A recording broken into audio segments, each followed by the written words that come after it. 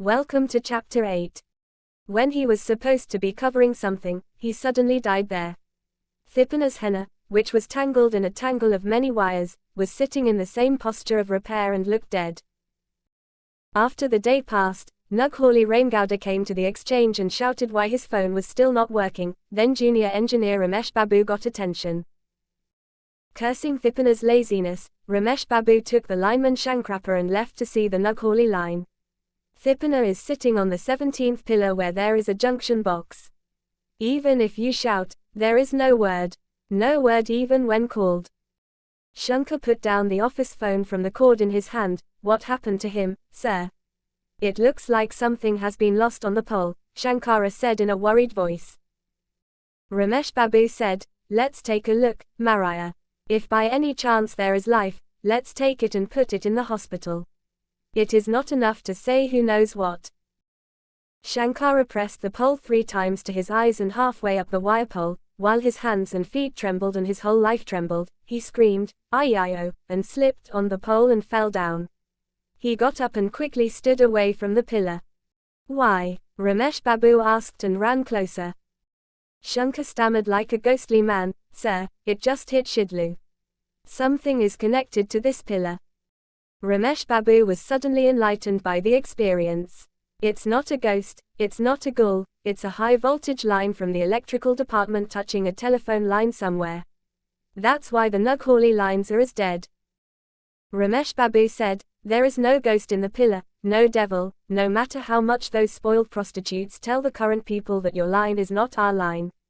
Their line is touching our line somewhere. That's why Thipana died. Know that your life was lost in a short time, said Ramesh Babu. Sukkasum has taken Thipana's life, sir. His neck should be cut off and sacrificed on this pole. Sankrapakalasa, who was furious, said loudly to the electricity department that they were not going to remove Thipana's cloak without opening the gravel line. He told everyone in the exchange that the electricity department gave electricity and killed Thipana. The telephone staff was furious after hearing all the news. When I went to Madidjir to post, everyone went on a lightning strike and shouted downward.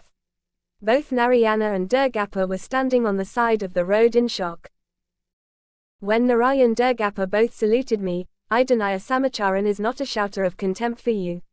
I asked. Durgappa let out a long sigh and told me in detail that Thipana was lying dead on the pillar and said, let me tell you what is the news, sir. In one word, it is all our Grakara. Hello Durgana, if the current line is tied and placed on the telephone line, should the fee go to the transformer center? Narayana asked Durgappa, why is Thipana dead?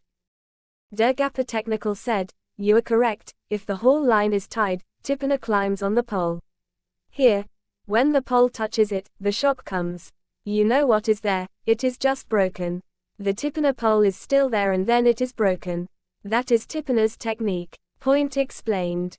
That's not touching. Did you put the telephone wire and electricity on the same pole? It's not like it's just touching. Durgappa brought up the issue of the elephant, and I was a little curious, what is the elephant doing?